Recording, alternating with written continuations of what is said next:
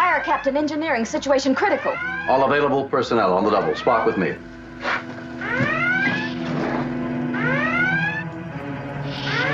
A man in a rubber-eared costume changes television forever, and almost nobody at the time noticed it happening.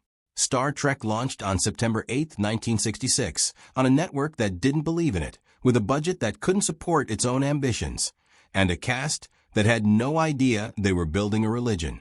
60 years later, the salute Spock invented on a Friday afternoon is recognized on every continent on Earth. Here are 20 facts about how that happened. The accidents, the injuries, the arguments, and the strange physical toll of making television on the cheap in 1966. Let's start with the gesture everyone knows, but almost nobody understands. The Vulcan salute, palm out, finger split between the middle and ring finger, wasn't designed by a props department or storyboard by a writer. Leonard Nimoy invented it on the spot, on set, while filming the second season premiere, Amok Time.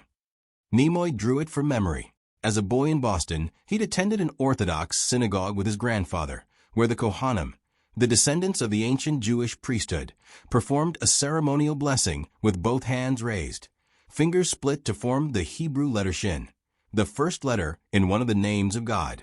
Tradition held that the congregation wasn't supposed to look directly at the gesture while it happened. Naturally, young Nimoy looked anyway. He never forgot what he saw. 25 years later, standing on a Vulcan-themed soundstage and needing a non-human greeting for Spock, he reached back into that memory and adapted it into a one-handed version. He never told Gene Roddenberry where it came from. Most fans wouldn't learn the gesture's real origin for decades. Before William Shatner ever set foot on the bridge, NBC had already cast their captain, and it wasn't him. The network's first choice was Jeffrey Hunter, a leading man best known for playing Jesus Christ in King of Kings. Hunter filmed the original, unaired pilot as Captain Christopher Pike, serious, contemplative, restrained. Then, he left the project.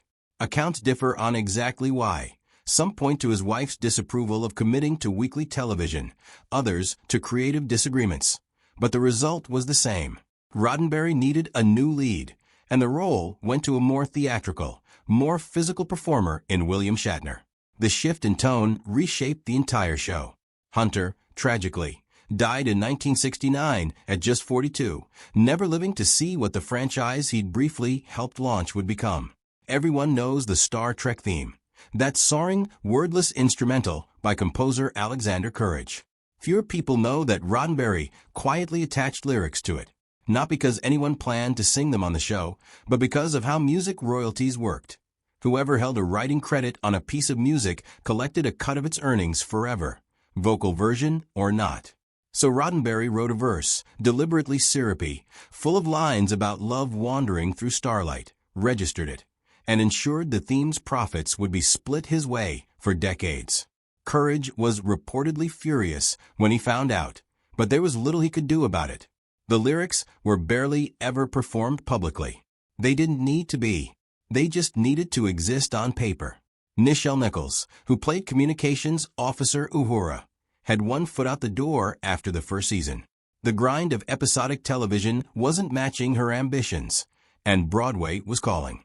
She'd already handed Roddenberry her resignation.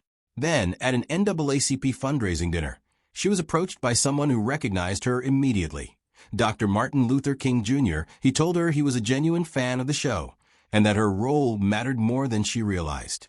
For the first time, black children watching television were seeing a black woman portrayed not as a maid or a side character, but as a trained officer serving at the highest levels of a starship crew, treated with total authority and respect. Nichols withdrew her resignation the next day.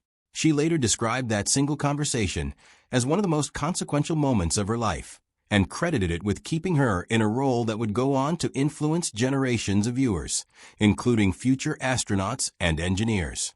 The Spock audiences know, pale green undertone, calm and composed, wasn't the original plan. Roddenberry's earliest concept notes for the character described something stranger and more sinister.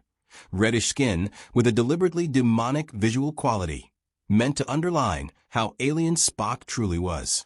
The idea collided with a practical 1966 problem. The vast majority of American households were still watching in black and white, on monochrome sets, red tones rendered as a muddy near-black shade, visually closer to a menacing shadow than a logical alien officer. Production shifted to a subtler greenish-yellow tone instead, one that read as alien on color sets without looking villainous on black and white ones. Ironically, the tint ended up so subtle that many color TV viewers barely registered it at all. The pointed ears did most of the work. Before Spock became one of the most beloved characters in television history, the man playing him wasn't sure the role would work, or whether he even wanted it. Nimoy worried the pointed ears and flattened emotional register would make Spock read as a monster rather than a character audiences could connect with. He feared being typecast permanently as a novelty. The deeper challenge wasn't cosmetic.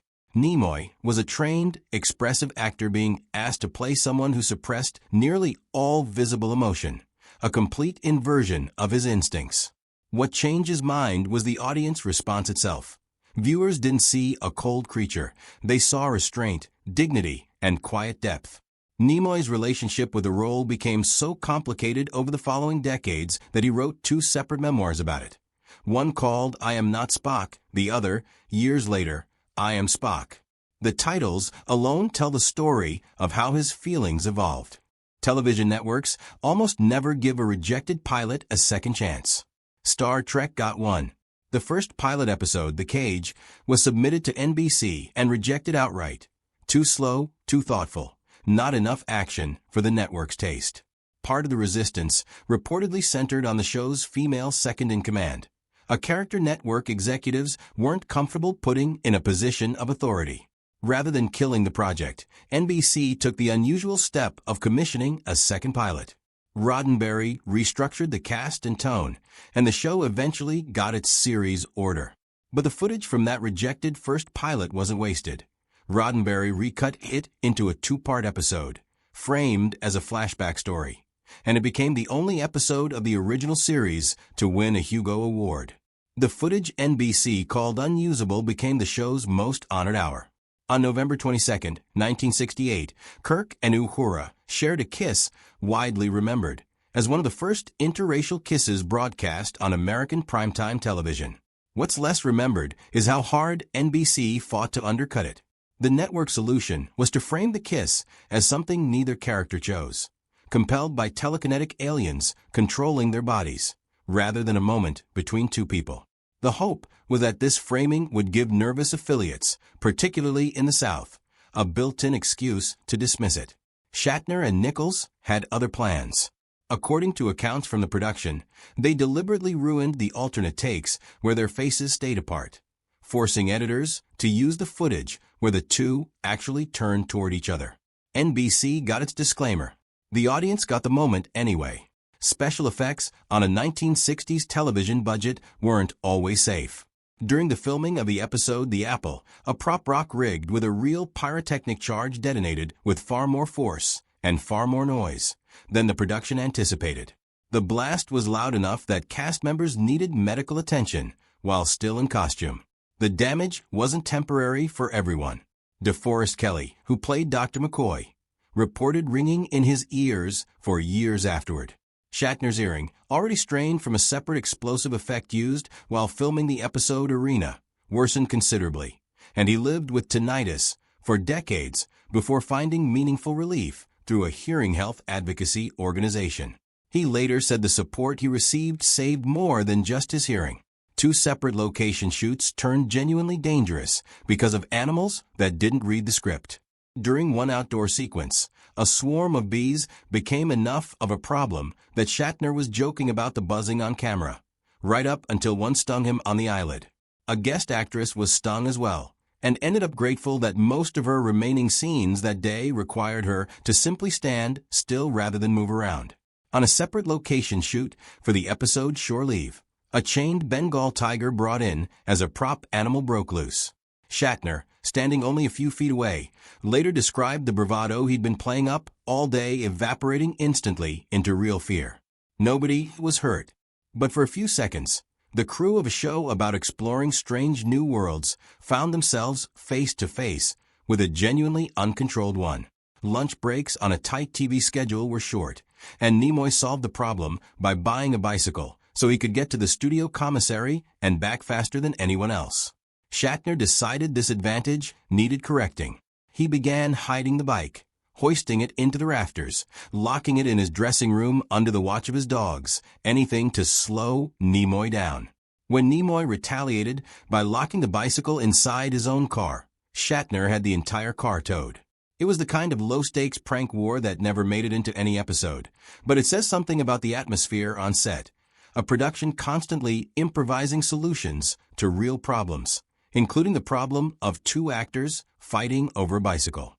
After Nimoy's home address was reportedly published, accidentally, depending on who tells the story, he began receiving an enormous volume of fan letters, many from teenagers and young adults dealing with real personal struggles.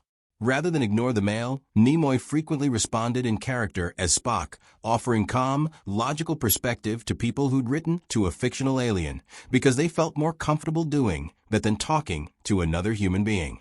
It's a strange footnote in television history. A half-alien science officer, written to solve plot problems on a starship, ended up functioning as an informal counselor for a generation of anxious fans who took his fictional logic surprisingly seriously. Ask a fan what Star Trek's most iconic technology is, and the transporter usually wins. What almost nobody assumes is that it was invented to solve a financial problem, not a storytelling one. The original plan called for the Enterprise crew to travel to planets by shuttlecraft, full descent sequences, full landings. It would have looked spectacular and cost money the production didn't have. The solution was cheaper by orders of magnitude.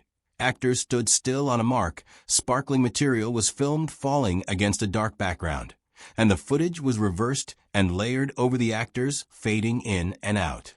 A budget shortcut became one of the most recognizable pieces of technology in science fiction history, one that real physicists still debate the theoretical plausibility of today.